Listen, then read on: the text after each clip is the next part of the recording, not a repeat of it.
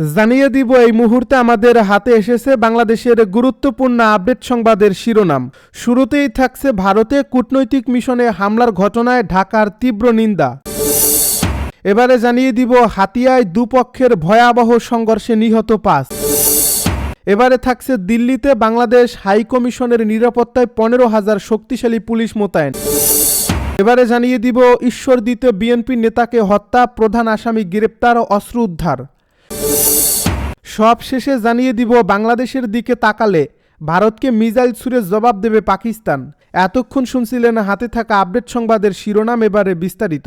তবে তার আগে অনুরোধ রইল ভিডিওটিতে একটি লাইক এবং কমেন্ট করে জানিয়ে দিন ভিডিও সম্পর্কে আপনার মূল্যবান মতামত। আরও জানিয়ে দিন ভিডিওটি কোথা থেকে দেখছেন বা কোন জেলা থেকে দেখছেন। ভারতে কূটনৈতিক মিশনে হামলার ঘটনায় ঢাকার তীব্র নিন্দা। ভারতের নয়াদিল্লি ও শিলিগুড়িতে বাংলাদেশের কূটনৈতিক স্থাপনায় হামলা ও ভাঙচুরের ঘটনায় তীব্র নিন্দা জানিয়েছে পররাষ্ট্র মন্ত্রণালয়। মঙ্গলবার সকালে ঢাকায় নিয়োজিত ভারতীয় হাইকমিশনার প্রণয় বার্মাকে তলব করে এ নিন্দা জানানো হয়। পররাষ্ট্র মন্ত্রণালয় এক সংবাদ বিজ্ঞপ্তিতে জানায়, বাংলাদেশ সরকার 20 ডিসেম্বর নয়াদিল্লিতে বাংলাদেশ হাইকমিশনের প্রাঙ্গণ ও আসবাবস্থলের বাইরে ঘটে যাওয়া অনাকাঙ্ক্ষিত ঘটনা এবং 22 ডিসেম্বর শিলিগুড়িতে বাংলাদেশের ভিসা কেন্দ্রে উপস্থিত গোষ্ঠীর ভাঙচুরের ঘটনায় ভারত সরকারের কাছে গভীর উদ্বেগ প্রকাশ করে। বাংলাদেশের পক্ষ থেকে আরও বলা হয়, কূটনৈতিক মিশনগুলোতে এ ধরনের পরিকল্পিত সহিংসতা ও ভীতি প্রদর্শন কেবল কর্মীদের নিরাপত্তায় বিঘ্নিত করে না, বরং দুই দেশের পারস্পরিক শ্রদ্ধা এবং শান্তি ও সহনশীলতার মূল্যবোধকেও ক্ষতিগ্রস্ত করে। বাংলাদেশ সরকার ভারতকে এই ঘটনাগুলোর সুষ্ঠু তদন্ত করার আহ্বান জানিয়েছে। একই সঙ্গে ভবিষ্যতে এ ধরনের ঘটনার পুনরাবৃত্তি রোধে কার্যকর ব্যবস্থা নেওয়া এবং ভারতে অবস্থিত বাংলাদেশের সব মিশন ও কূটনৈতিক কর্মীদের যথাযথ নিরাপত্তা নিশ্চিত করার দাবি জানানো হয়েছে।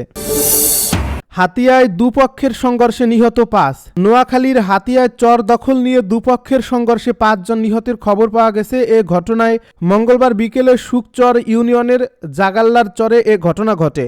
নিহতদের মধ্যে 2 জনের পরিচয় নিশ্চিত হওয়া গেছে। তারা হলেন শামসুদ্দিন ও আলাউদ্দিন। বাকি 3 জনের পরিচয় তাৎক্ষণিকভাবে জানা যায়নি। স্থানীয় ও পুলিশ সূত্রে জানা যায়, মেঘনার বুকে জেগে ওঠা নতুন চর দখলকে কেন্দ্র করে গত কয়েকদিন ধরেই সুকচর ইউনিয়নের জাগলার চরে স্থানীয় মনির মেম্বার গ্রুপ এবং শান্ত গ্রুপের মধ্যে সংঘর্ষ চলে আসছিল।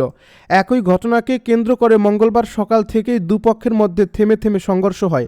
এতে বহু হতাহতের ঘটনা ঘটে। এখন পর্যন্ত পুলিশ 5 জনের মরদেহ উদ্ধার করেছে।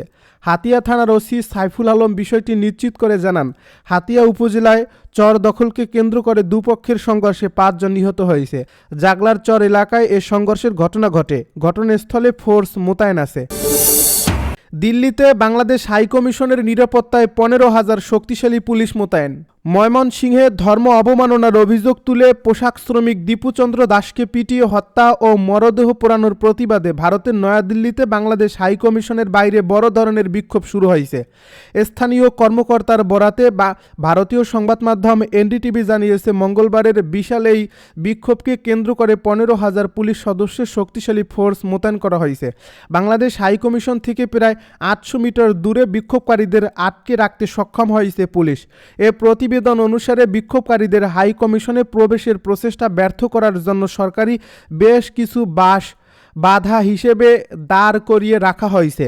বিশ্ব হিন্দু পরিষদ এবং বজরং দলের নেতৃত্বে এই বিক্ষোভ চলছে বলে জানায় এনডিটিভি। এ বিক্ষোভের পরিপ্রেক্ষিতে দিল্লি পুলিশ বাংলাদেশ হাইকমিশনের বাইরে নিরাপত্তা জোরদার করছে। তা সত্ত্বেও বেশ কয়েকজন বিক্ষোভকারীকে ব্যারিকেড ভেঙে কূটনৈতিক প্রতিষ্ঠানটির দিকে এগিয়ে যেতে দেখা গেছে। বিক্ষোভকারীরা কমপক্ষে 2টি স্তরের ব্যারিকেড ভেঙে ফেলতে সক্ষম হয়েছে বলে প্রতিবেদনে উল্লেখ করা হয়েছে। বেশ কয়েকজন বিক্ষোভকারীকে ব্যানার এবং প্লাকার্ড ধরে দূতাবাসের স্লোগান দিতেও দেখা গেছে। এনডিটিভি জানায়, বিক্ষোভের খবরে নিরাপত্তা সংস্থাগুলো আগে থেকেই সতর্ক অবস্থানে ছিল এবং কোনো অপ্রীতিকর ঘটনা এড়াতে ভবনের বাইরে কঠোর নিরাপত্তা ব্যবস্থা নিয়েছে। এ প্রতিবেদন অনুসারে এলাকাটি 3 স্তরের ব্যারিকেডিং দিয়ে সুরক্ষিত করা হয়েছে। এছাড়া ভিড় নিয়ন্ত্রণে পুলিশ এবং আধা সামরিক বাহিনীর সৈন্য মোতায়েন করা হয়েছে। ঈশ্বরদীতে বিএনপি নেতাকে হত্যা, প্রধান আসামি গ্রেপ্তার ও অস্ত্র উদ্ধার। পাবনার ঈশ্বরদীতে বিএনপির নেতা বীরু মোল্লাকে গুলি করে হত্যার ঘটনার প্রধান আসামিকে গ্রেপ্তার করা হয়েছে। গতকাল সোমবার র্যাব তাকে গ্রেপ্তার করে পুলিশে সোপর্দ করে। তার দেওয়া তথ্য অনুযায়ী পুলিশ রাতে অস্ত্র উদ্ধার করছে। 17 ডিসেম্বরের এই হত্যাকাণ্ডের ঘটনায় 18 ডিসেম্বর বীরু মোল্লার ছেলে রাজীব আহমেদ ঈশ্বরদী থানায় 4 জনকে আসামি করে হত্যা মামলা করেন। গ্রেপ্তার মোহাম্মদ জহুরুল মোল্লার বাড়ি ঈশ্বরদী উপজেলার লক্ষ্মীকুণ্ডা ইউনিয়নের কামালপুর গ্রামে। তিনি নিহত বীরু মোল্লার চাচাতো ভাই। পুলিশের দাবি, পারিবারিক জমি নিয়ে বিরোধে এই হত্যাকাণ্ড সংঘটিত হয়েছে। প্রাথমিক জিজ্ঞাসাবাদে জহুরুল মোল্লা হত্যার কথা স্বীকার করেছেন। আজ মঙ্গলবার দুপুরে পাবনা পুলিশ সুপারের সম্মেলন কক্ষে অতিরিক্ত পুলিশ সুপার মোহাম্মদ মশিউর রহমান সংবাদ সম্মেলন করে এ তথ্য জানান। মোহাম্মদ মশিউর রহমান বলেন, র্যাব 12 পাবনা ক্যাম্পের সদস্যরা সিরাজগঞ্জ জেলার সলঙ্গা থানার রঘুনাথপুর গ্রাম থেকে তাদের গ্রেপ্তার করে। জিজ্ঞাসাবাদে তিনি হত্যার কথা স্বীকার করে ও অস্ত্রের সন্ধান দেন। পরে রাত 9:30টার দিকে উপজেলার লক্ষ্মীকুণ্ডা ইউনিয়নের সাহাপাড়া গ্রামের একটি ইট ভাটা থেকে হত্যায় ব্যবহৃত একটি 1 শুটার গান, একটি রিভলভার, 5টি শুটার গানের গুলি ও 26টি রিভলভারের গুলি উদ্ধার করা হয়। অতিরিক্ত পুলিশ সুপার মোহাম্মদ মশিউর রহমান বলেন, আজ মঙ্গলবার বিকেলে তাকে আদালতে হাজির করা হবে। ঘটনায় করা মামলায় আরও 3 আসামিকে ধরতে পুলিশের অভিযান চলছে। প্রসঙ্গত, নিহত বীরু মোল্লার বাড়ি কামালপুর গ্রামে। তিনি লক্ষ্মীকুণ্ডা ইউনিয়ন বিএনপির আহ্বায়ক ছিলেন। বেশ কিছুদিন ধরে পারিবারিক জমি নিয়ে চাচাতো ভাই জহুরুল মোল্লার সঙ্গে তার বিরোধ চলছিল। 16 ডিসেম্বর রাতে বিরোধপূর্ণ একটি জমি থেকে মাটি কেটে ইট ভাটায় নেন জহুরুল মোল্লা। বিষয়টি নিয়ে কথা বলতে 17 ডিসেম্বর সকালে বীরু মোল্লার লোকজন নিয়ে জহুরুল মোল্লার বাড়িতে যান। কথা বলার এক পর্যায়ে দুজনের মধ্যে বাকবিতণ্ড হয়। এ সময় জহুরুল মোল্লা ও তার ছেলে ঘর থেকে অস্ত্র বের করে ফাঁকা গুলি ছোড়েন এবং তাদের চলে যেতে বলেন। এক পর্যায়ে তারা বীরু মোল্লাকে লক্ষ্য করে গুলি ছোড়া হয়। এতে মাথায় গুলিবিদ্ধ হয়ে বীরু মোল্লা গুরুতর আহত হন। পরে স্থানীয় লোকজন তাকে উদ্ধার করে ঈশ্বরদী উপজেলা স্বাস্থ্য কমপ্লেক্সে নিয়ে গেলে কর্তব্যরত চিকিৎসক তাকে মৃত ঘোষণা করেন। বাংলাদেশের দিকে তাকালে ভারতকে মিসাইল ছুড়ে জবাব দেবে পাকিস্তান। সাম্প্রতিক সময়ে বাংলাদেশ ভারত সম্পর্কে টানাপোড়েন যাচ্ছে। ভারতে থাকা বাংলাদেশের হাইকমিশন আক্রান্ত হচ্ছে। এমন সময়ে ভারতকে হুঁশিয়ারি শুনিয়েছে পাকিস্তানের ক্ষমতাসীন দল পাকিস্তান মুসলিম লীগ নওয়াজের এক নেতা। খবর ইন্ডিয়া টুডের।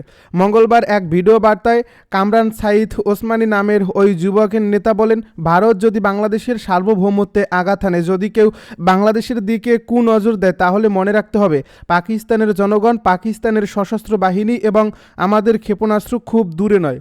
উসমানী বলেন, বাংলাদেশে যদি ভারত, অখণ্ড ভারত চিন্তা ভাবনা চাপিয়ে দেওয়ার চেষ্টা করে, তাহলে পাকিস্তান এটি সহ্য করবে না।